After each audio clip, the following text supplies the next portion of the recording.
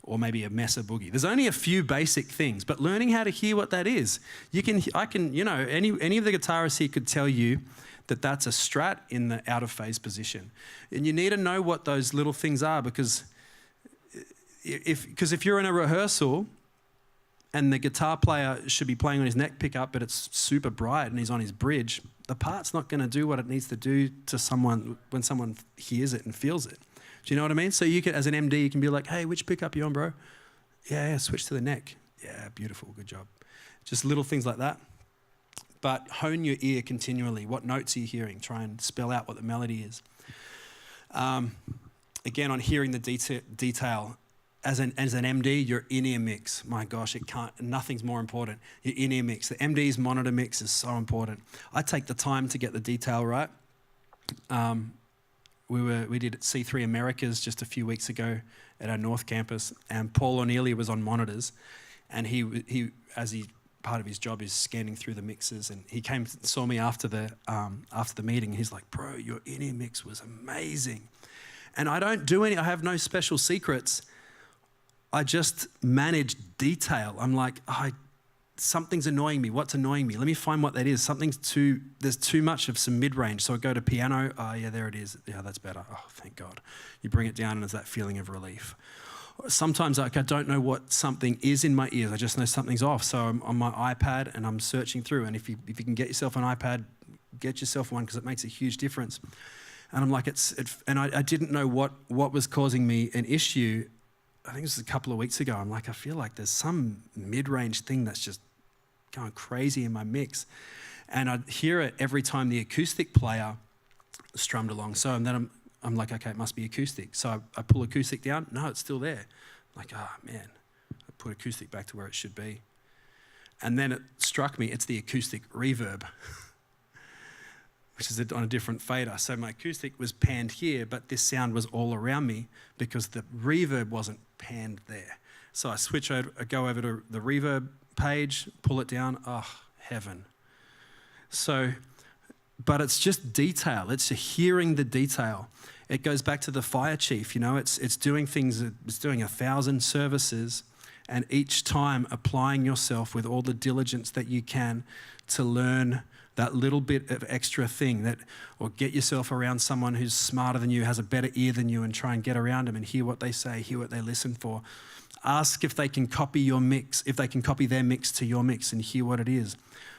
Pull it up on the iPad and have a look at what their mix is, where they've got things sitting on the faders. Does that make sense? Me and Paul just did this on Sunday. I was like, hey, try putting reverb on your drums, because he didn't use any reverb on his drums. I think it was after the service or partway after sound check or something. He's like, bro, reverb on your drums. It makes all the difference. It's detail. Because the MD has to hear everything. The amount of times I'm worship leading, if I'm in a worship leader role, and we're in a sound check or whatever, and I can hear the bass player playing the wrong note, but the MD isn't picking it up, it drives me crazy as a worship leader. And it pulls me out of what I'm meant to be doing, and now I'm hearing detail back here that the MD's missing. Whether it's your ears, your in-ear mix, something, you've got to find a way to hear the things that you need to hear. So adjusting your mix so you can speak to it as you go, because otherwise you'll pull the worship leader out of what they've got to do, and people won't always know what it is. They just know that they feel unsettled. Does that make sense? You got to know what to listen for. So as an MD, bass matters so much. If the bass player's playing the wrong note, now everybody's playing the wrong note, because the bass is playing the root note of the chords that everybody is playing. If this is the bass note, then what I'm playing is here, here, here, and here. And what the piano playing is here, here, here, and here. And if he's playing the wrong note, if this note's like that, then we're all sliding off the hill. Do you know what I mean? If the foundation for a house is uneven, it doesn't matter what you do on top of the house, it's all wrong because the foundation's wrong. So making sure that as an MD, you can hear what the bass is doing. You can hear what piano's doing, because sometimes they're down there with their left hand playing in the bassist territory. You got to know what they're playing, be able to speak to it. The jokes are flying around the room. Speaking to the detail. Don't be afraid to speak to the detail. Like we said, as an MD, you occupy that space. You own the realm of the detail. You're not afraid to speak into it. There's too many mediocre musicians in churches because all they ever heard was, oh, you're awesome. You know what I mean? You're not awesome. You're mediocre.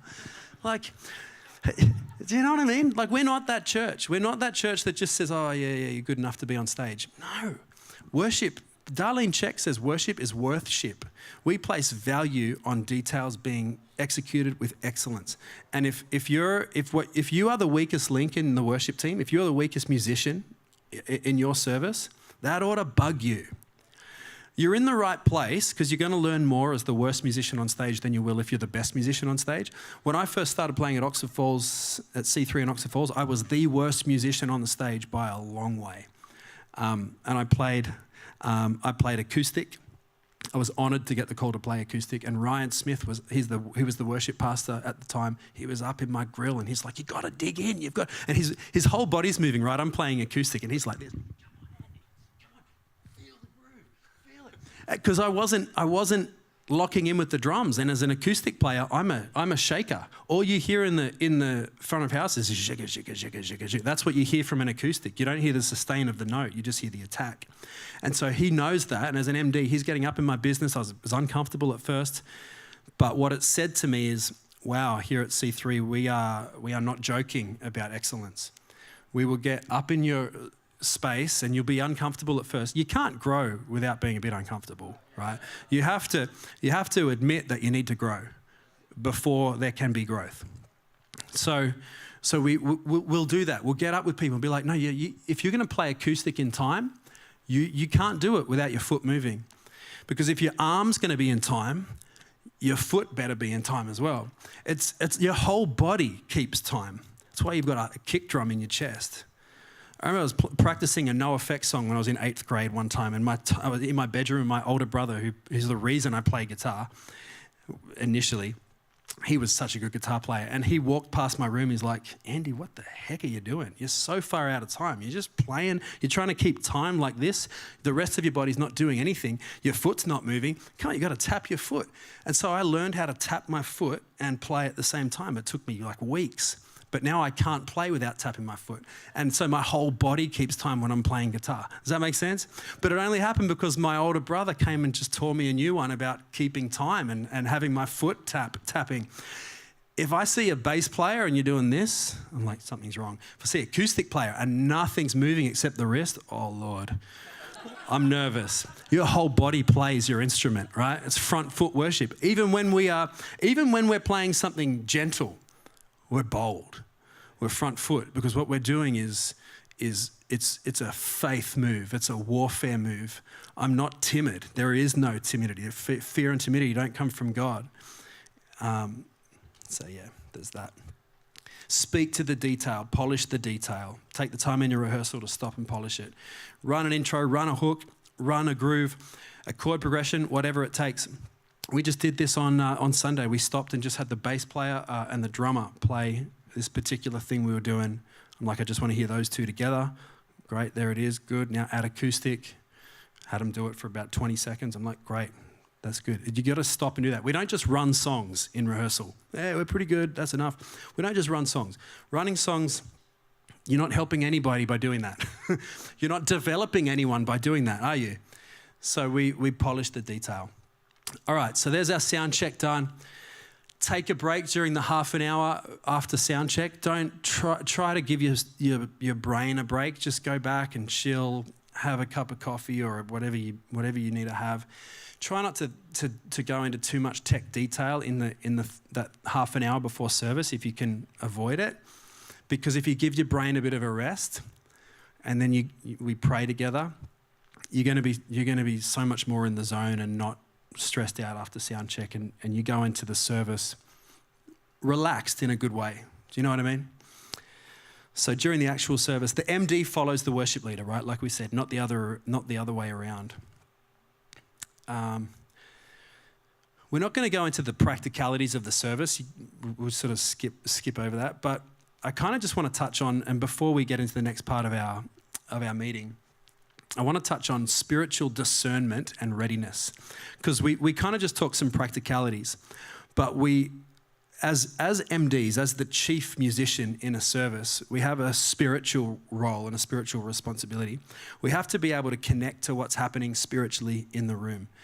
For me, when I'm MDing, and we'll do this when Pastor Chittick is speaking, if I'm standing back here behind my pedal board, I kind of visualize this, and I got this from Pastor Phil. He said something that made me think of this. I imagine a cable, a spiritual cable going from the preacher's spirit to my spirit, and it connects us. That's just an imagination, a visualization, right? But when I do that, when I imagine it, it's like my spirit actually plugs in, and I feel this power, and I'm like, oh, I can totally feel where they're going to go. And it's like, for some reason, just that visualization turns my spirit, turns it on and gets it activated and gets it working. Does that make sense? And then I tend to be able to sense where they're going to go. Because our job is not merely practical or musical, but spiritual.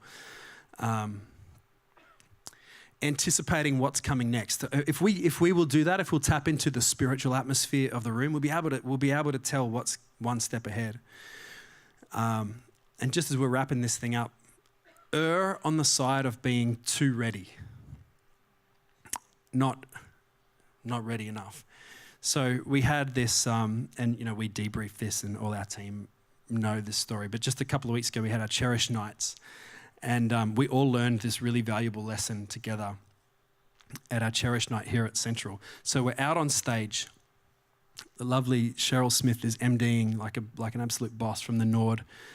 Pastor Leanne's preaching an incredible message. It's Cheryl, myself, Mark Cullen, was it Chase? No, I don't know. We had someone on bass. I think it was Jace, maybe Jason. Roman on the drums. And we get a call, and she's getting towards the end of her message, and I'm like, I can feel it ramping up, going somewhere. And I'm thinking to myself, we're going to need the singers out here. She's going to throw to us, and we're going to do a song. But we get a call from the booth.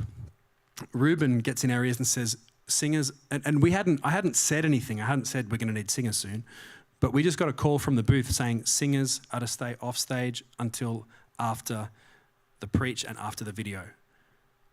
Right? So after the preach, we're going straight to a video, and then singers will come on after the video. In my head, I heard that in my ears. I'm like, no, that's wrong. Leanne is going to throw to us, and if we're not out here, it's going to be an absolute anticlimax to her incredible message on Cherish Night. Packed room. And so I'm back here. I don't have an MD mic because Cheryl's MDing, and I just know she's going to throw to us, right? So I start pointing to the front of the stage where the singers would be, and Cheryl's like, she's like, wedges. I think we might need more wedge level. Does Leanne need more level in the wedges? I'm like, no.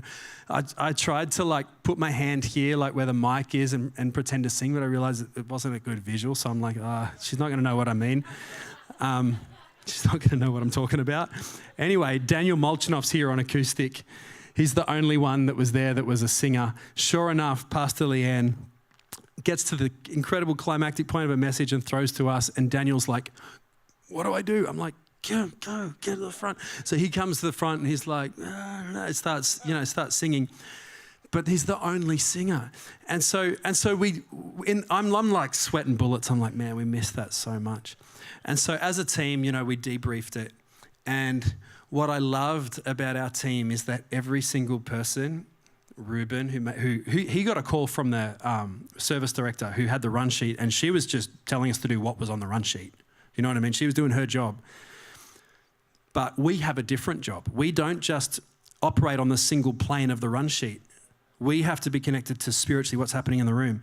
And when we all debriefed it afterwards, because as a team, we all knew we missed it, so we debriefed it all together, and we said, okay, what happened? Rubes, that wasn't the right call. Where did that come from? And he's like, I knew it wasn't the right call. I just got it from, the service director, and so I just passed it on. I'm like, but you knew it? It's like, yeah, I just knew in my gut it wouldn't have been the right one. Cheryl said the same thing. She's like, I knew it. I'll try and do your accent. I knew it wasn't the right one. I knew we're going to need the singers. I'm like, that feeling, that's what you got to go with. You've got to back yourself. That's what will make you a great MD. That's what will make you the fire chief in the room. And when it's time to get people out, you get people out. I would rather act on that impulse and be wrong than not act on that impulse and I would have been right. Because whatever is not of faith is sin. I want to be of faith. When I feel that guidance, I want to go with it, even if it seems a little crazy. I'd rather be too ready. What's the worst that could happen? So we have the singers here and they're waiting here on the wings. What's the worst that could happen? We're just ready and we don't need them. But we could have been ready. And anyway, so err on the side of being ready. Now today we discussed this thing. We're starting something new in our team. It's called the 10-second rule. Everybody say the 10-second rule. The 10-second rule from here on out is part of what we do as a team. When the preacher asks for someone to be on stage, within 10 seconds, someone is on stage. The keys player, whoever it is.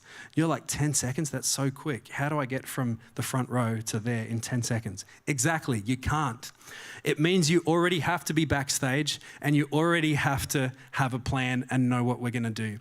If you already have a plan, 10 seconds is an eternity. You're already standing backstage, man, you can meander up those stairs, you know, and still be there in 10 seconds. So what that means for us is that we're going to be a bit more on the front foot about getting back and ready for what the preacher's going to do at the end of service. We'll have a plan. We don't always stick to our plan, but we have a plan. We get back there, we huddle up, and we're like, what's the worship leader thinking? All right, we're going to do Oh Praise the Name chorus. All right, great. Ready? You might sit there for 20 more minutes. Who cares? You just sit there with your ears in, listen to the message. That's great. But better off to be too prepared, like more prepared than you needed to be than not prepared enough, right? Amen? So we have a new 10-second rule, so it's going to be awesome. Brilliant. That's it. So then that's if we do all those things, we're going to have a cracking service. I'm really excited about the next part of tonight. It's going to be amazing. We have the incredible Pastor David Chittick with us. We have a great team of musicians that are ready to go. Actually, the musicians can jump up on stage. Jimmy Lick's on keys. He's going to start us off. Now, what we're going to do, Pastor David is going to preach for a little bit. I don't know what he's going to preach on. He's an incredible preacher, so whatever he speaks on is going to be incredible. But we are going to demonstrate how to, the best we can anyway, how to flow with a preacher and how to follow him and provide the energy that he's operating in. Jimmy Lick is going to play some licks, and his talkback mic is going to be on in the house.